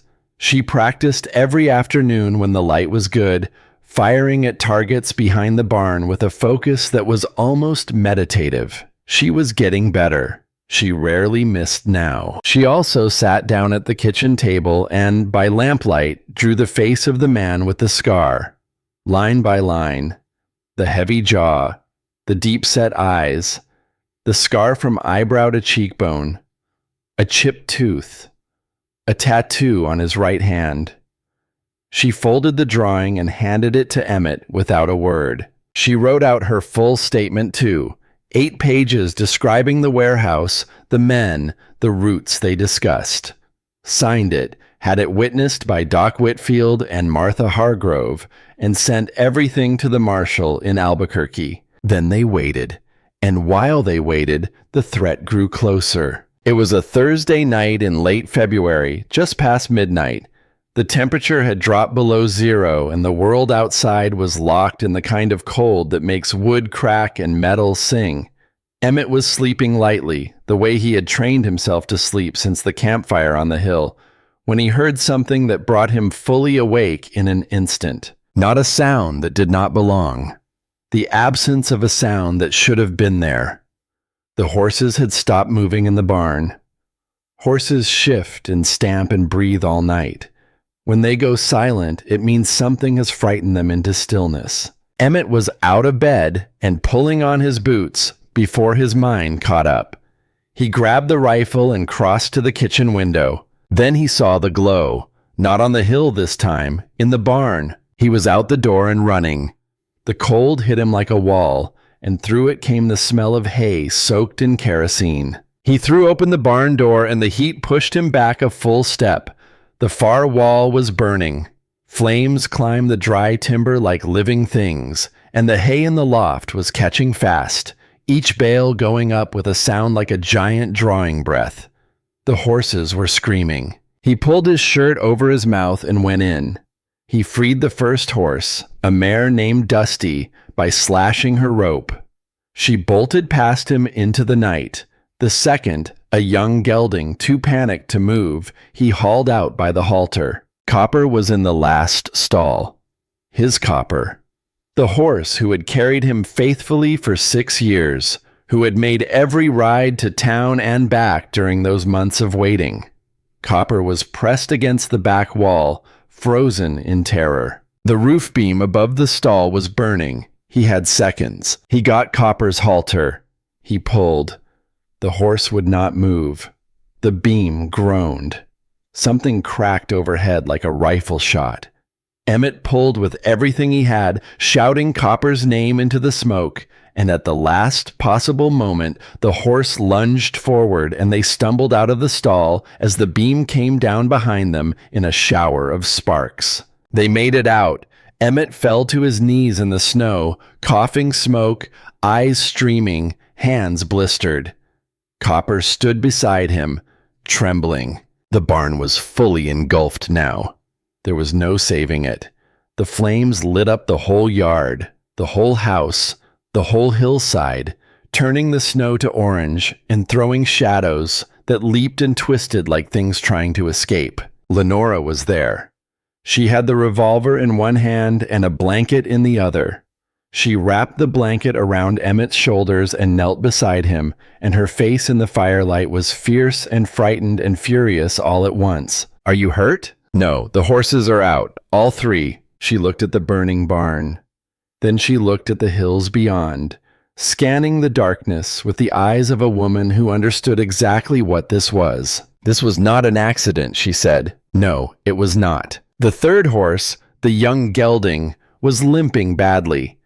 In the confusion, he had caught his leg on something, but it was the mare, Dusty, that broke him. He found her lying in the snow near the corral fence, not breathing. In the firelight, he could see the wound. A deep gash across her side. Not from fire, from a blade. Someone had cut her before setting the blaze. A message. "We can reach anything that belongs to you." Emmett knelt beside the dead mare and put his hand on her neck, still warm. He had raised Dusty from a foal. Something broke inside him, quietly, invisibly. The way a bone breaks under sustained pressure, a fracture that has been building for weeks and months and years, held together by will and work, and the stubborn refusal to feel what he could not afford to feel. He walked around the back of the house, away from Lenora, away from the burning barn, away from everything. He walked until the firelight was behind him, and the darkness was in front of him, and the only sound was his own breathing, ragged and uncontrolled. And then he broke. He fell to his knees in the snow. His fists hit the fence post, once, twice, 3 times, until his knuckles split and blood ran hot over his cold hands. He did not feel the pain. He felt everything else. The boy who had buried his parents alone. The man who had waited and never stopped waiting. The husband who had finally let someone inside the walls. The father whose unborn child was sleeping inside a woman that dangerous men wanted dead. He wept. Not a controlled, dignified tear. He wept the way a person weeps when 7 years of frozen grief thaws all at once, when the dam gives way and everything behind it comes flooding through. "I cannot lose anyone else." The words came out of him like something torn loose. "I cannot do it again. I will not survive it again." He did not know how long he knelt there. Long enough for the cold to seep through his clothes. Long enough for the worst of it to pass through him like a storm that leaves the air cleaner than it found it. When he opened his eyes, Lenora was there. She was standing 3 feet away, wrapped in her coat over her nightgown, the revolver still in her hand, her breath making small white clouds in the freezing air. She had not spoken. She had not touched him. She had simply come and stood and waited. The way he had sat beside her bed on those terrible nights when the nightmares came. Present, patient, not trying to fix what could not be fixed, just refusing to let him be alone with it. She knelt in the snow beside him. She took his bleeding hands in hers. She did not flinch at the blood. She did not tell him everything would be all right, because she respected him too much to lie.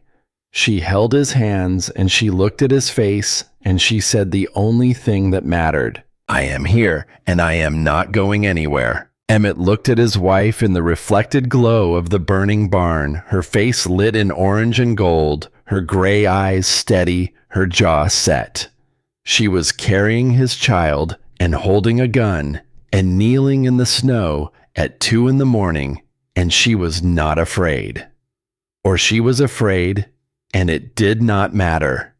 She was there. He pulled her close. He held her the way a drowning man holds the thing that keeps him above water. She held him back with equal force. They stayed like that while the barn burned down to embers and the stars wheeled slowly overhead and the night carried on without them. In the morning, everything was different. The news traveled fast. Sheriff Dawes rode out with 2 deputies to examine the scene. Holt Brannigan arrived with 3 other ranchers before noon. The evidence was clear. Kerosene on the barn floor, the knife wound on the dead mare, boot prints in the snow leading away to the north, where 2 horses had been tied to a juniper tree and ridden hard toward Albuquerque. Sheriff Dawes sent an urgent dispatch to the United States Marshal's office. 3 days later, the answer came back. The marshal had received Lenora's statement and portrait. They had matched the description to a man already under investigation for trafficking across Kansas, Colorado, and New Mexico territory. They had been building a case for months. What they lacked was a witness willing to identify him in person. They had found him. He was in Albuquerque. They were preparing an arrest. But they needed Lenora. The request was simple and impossible. Travel to Albuquerque. Identify the man through the bars of a holding cell. Sign a formal identification under oath. Give the marshal's office the one thing their case was missing. A face, a name, a voice that said yes, that is him, that is the man who did this. Lenora read the dispatch in the kitchen. Then she read it again. Then she set it on the table and pressed her fingertips against the edges of the paper, holding it down as though it might try to escape. "I am going," she said. Emmett stood by the stove. His bandaged hands gripped the edge of the counter. Every instinct in his body screamed no. She was pregnant. The journey was 2 days by stage. The men who had burned his barn and killed his horse were still out there. The risk was enormous. But he looked at her face, and he saw something he recognized. The same expression she had worn on the day she stumbled off the stagecoach in Santa Fe. The same look she had carried across 2,000 miles of hardship and danger and refusal to quit. Determination so complete it was not even a choice anymore. It was simply who she was. "If I do not go," she said, "he walks free. He keeps doing this. More women get taken. More women disappear. I can stop him, Emmett. I am the only one who can." He closed his eyes. He breathed. He let go of the counter. "Then we go together," he said. "All 3 of us." He put his hand on her stomach. Beneath his palm, something moved. Faint. Barely there. The first time he had felt it. Lenora's eyes widened. She put her hand over his. "All 3 of us," she repeated. They left for Albuquerque the next morning with Holt Brannigan riding alongside as escort, a rifle across his saddle and his eyes on the road ahead. The journey took 2 days. 2 days of cold roads and constant vigilance. Lenora sat in the stagecoach with her hands in her lap, watching the territory scroll past. She did not speak much. She was gathering herself, building something inside, brick by brick, the same way she had built her way across 2,000 miles. Albuquerque was larger than Santa Fe, and the marshal's office was a stone building with barred windows near the center of town. United States Marshal Colton Webb met them on the steps. He was a tall man with a close-trimmed beard and eyes that missed nothing. "Mrs. Calloway," he said, removing his hat, "I want you to know that what you are doing today is the bravest thing I have seen in 15 years of this work. We have been trying to bring this man down for 2 years. You are the reason we finally can." Lenora nodded. She did not trust her voice. They walked inside, down a corridor, past 2 deputies, to a door that opened onto a row of holding cells, dim and cold and smelling of iron. The man was in the 2nd cell.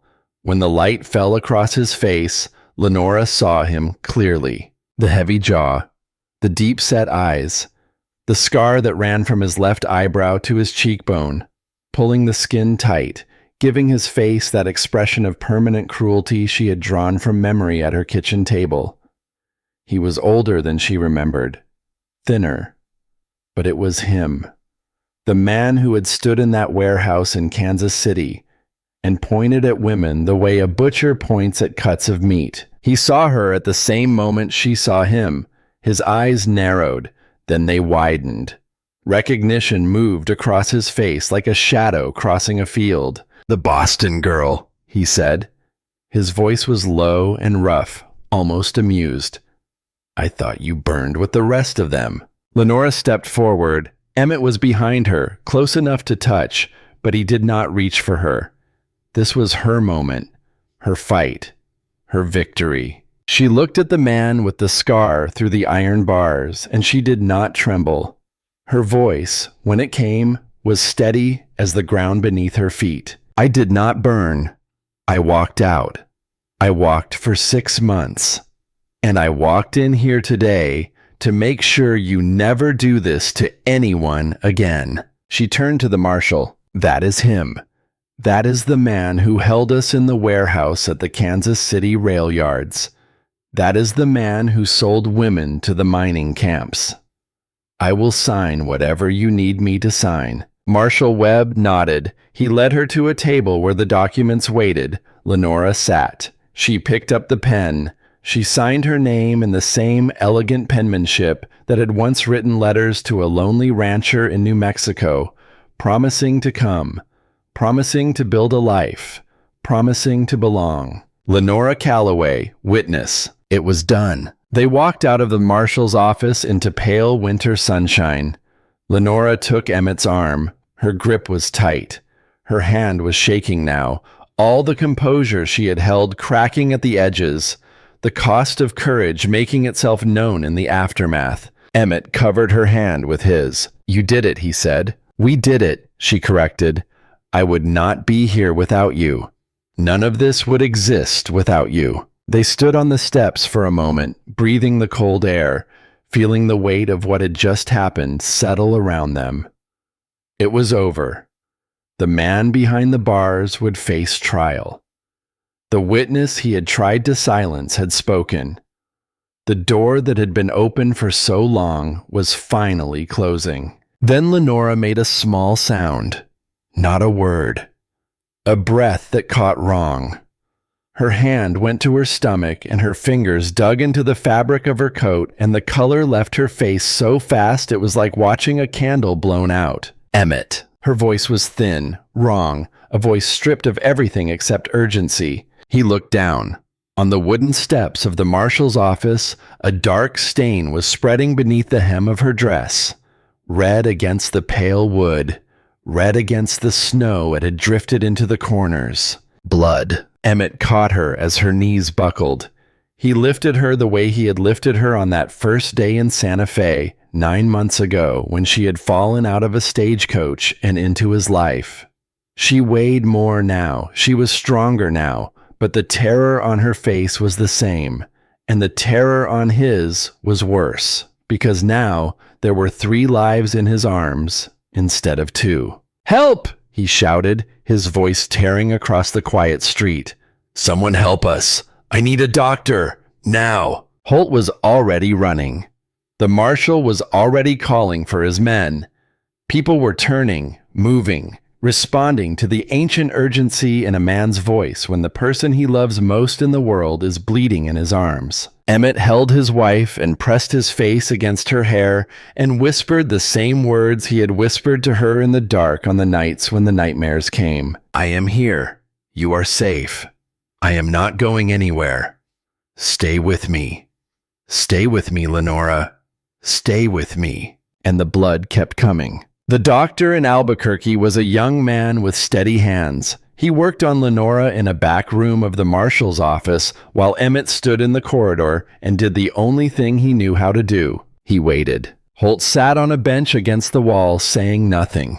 The corridor smelled of lamp oil and old wood, and Emmett paced it end to end, his boots marking a rhythm on the stone floor that he did not hear. This was not waiting for someone to arrive. This was waiting to learn if someone would survive. He stood with his back against the cold stone wall and his eyes closed and his hands pressed flat against his chest, and he prayed for the first time since he had buried his parents. Not to anyone in particular, just a single word, repeated in a voice that was not a voice but something deeper and more desperate. Please, please, not them, not now, not after everything. Please.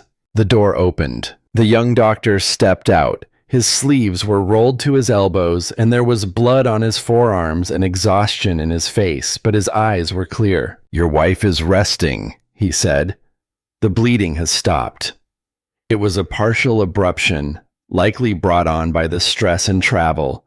She needs complete bed rest for at least 2 weeks. No movement, no strain, no travel, until I say otherwise. "And the baby?" Emmett's voice was barely a sound. "The baby is alive. The heartbeat is strong. But I will not lie to you, Mr. Calloway. The next few weeks are critical. If she rests and if there is no further complication, there is every reason to believe both of them will be fine. But she cannot be moved. Not for a while." Emmett nodded. He could not speak. He put one hand on the wall to steady himself because his legs had suddenly forgotten how to hold him up.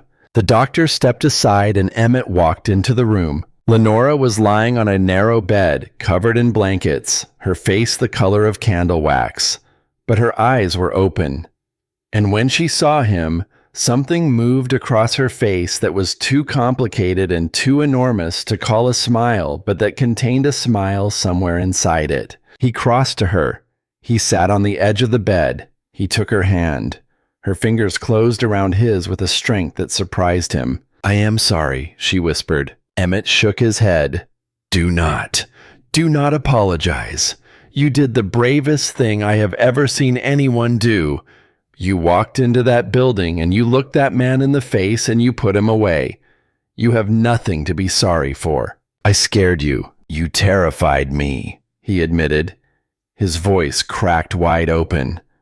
"I thought I was going to lose you both. Standing in that corridor, I thought, this is it. This is how the story ends. And I could not breathe, Lenora. I could not breathe." "But you waited," she said, "the way you always wait." He pressed his forehead against her hand. His shoulders trembled. He breathed. He let himself feel every part of it, the terror and the relief and the overwhelming gratitude that she was here, that she was alive, that the small heartbeat inside her was still going. They stayed in Albuquerque for 3 weeks. Marshal Webb arranged a proper room at a boarding house, and the doctor visited daily to check on Lenora and the baby. Holt rode back to Santa Fe to bring word and to make sure the ranch was looked after. Emmett did not leave Lenora's side. Lenora healed. The color returned to her face. The baby kicked with increasing strength, as though making a point about its own determination to arrive. One evening in that small rented room, she reached up and touched his face. "I want to go home." They made the journey back slowly. When the ranch came into view, the barn was gone, just a blackened foundation. But the house was standing. Copper and the gelding grazed in the pasture.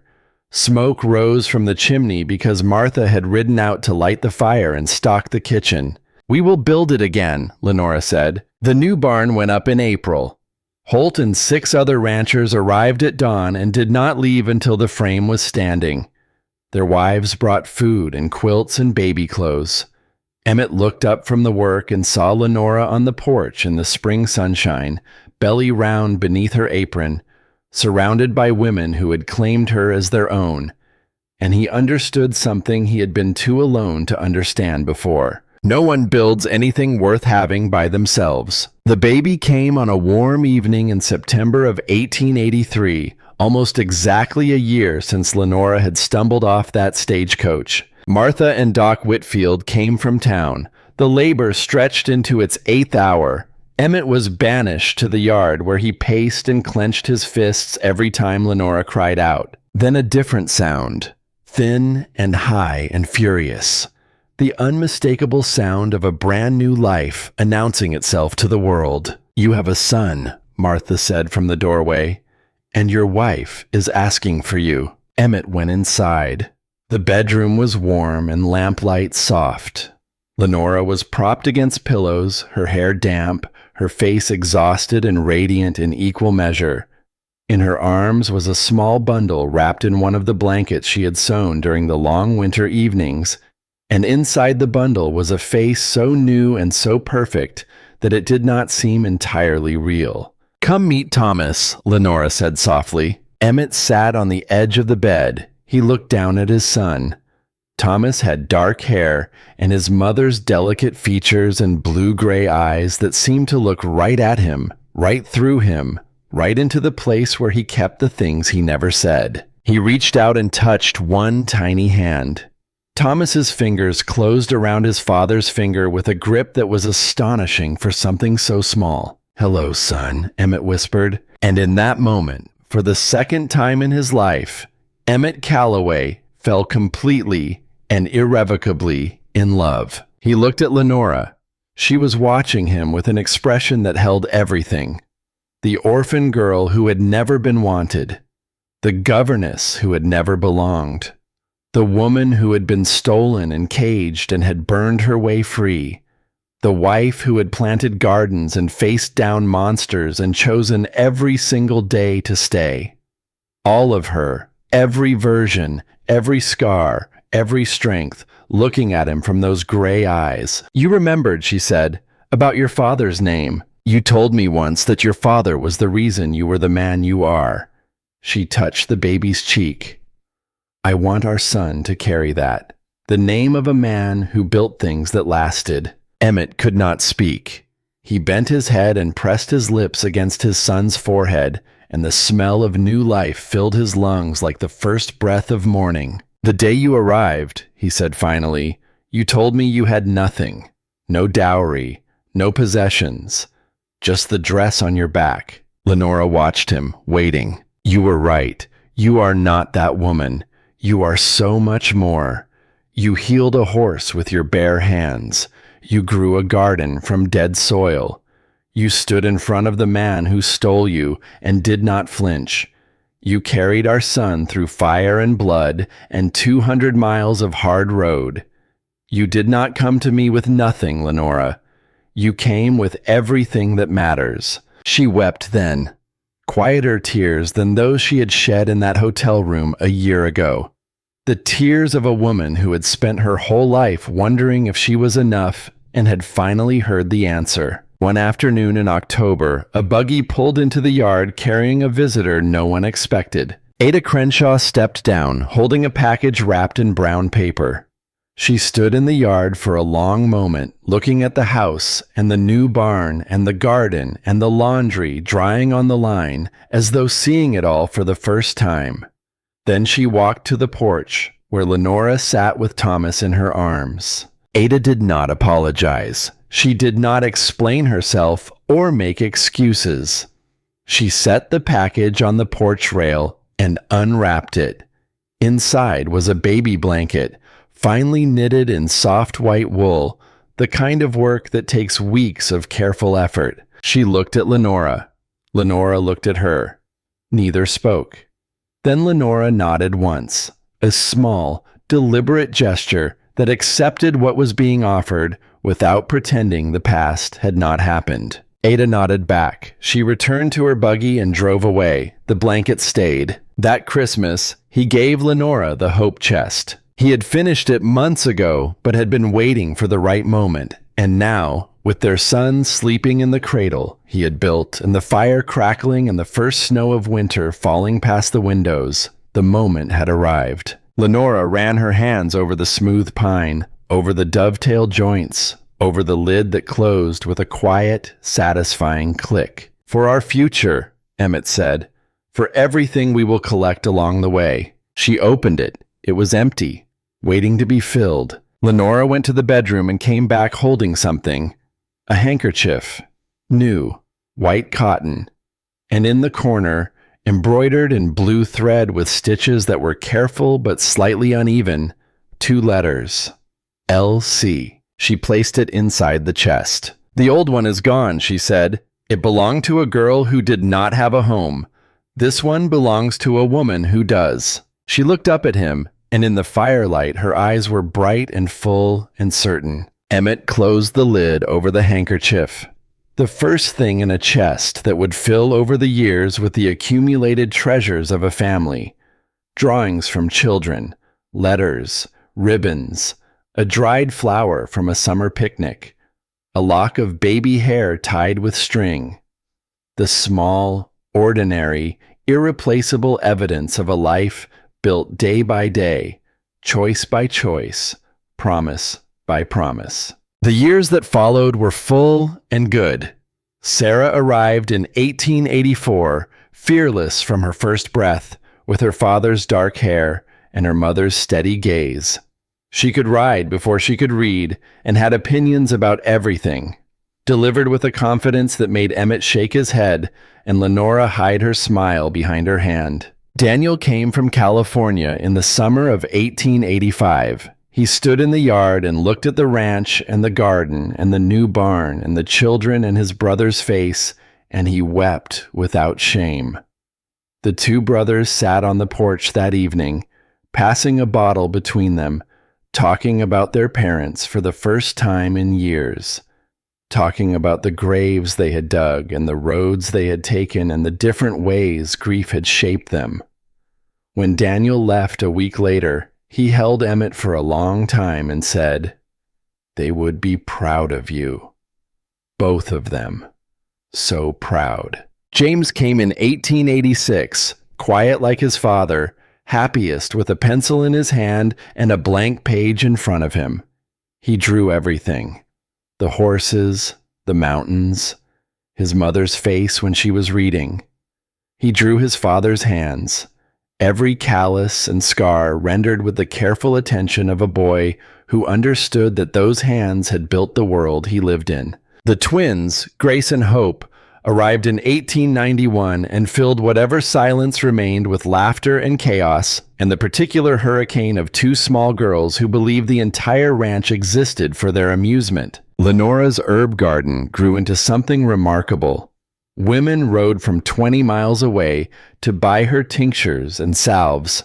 She taught Sarah and the twins to identify every plant by sight and smell and use, passing down the knowledge she had gathered seed by seed across 2,000 miles of hard road. And on an evening in the autumn of 1892, when the children were playing in the yard and the sun was painting the mountains in colors that had no names, Emmett and Lenora stood on the porch and watched the life they had made. "Do you ever think about that day?" Emmett asked. "Sometimes," Lenora said, "like it happened to someone else." He was quiet for a moment. Then he said, "You wrote me once that you wanted to belong somewhere, that you wanted your presence to matter." Lenora looked out at the yard where Thomas was teaching Sarah to throw a rope, where James sat on the fence, sketching in the book his mother had given him, where the evening light fell across the land like a benediction. "I found it," she said. The sun went down, the stars came out.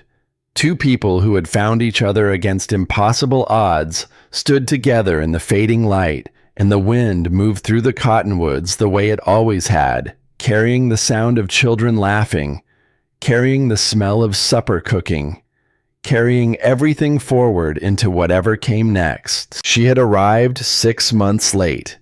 He had waited every single day.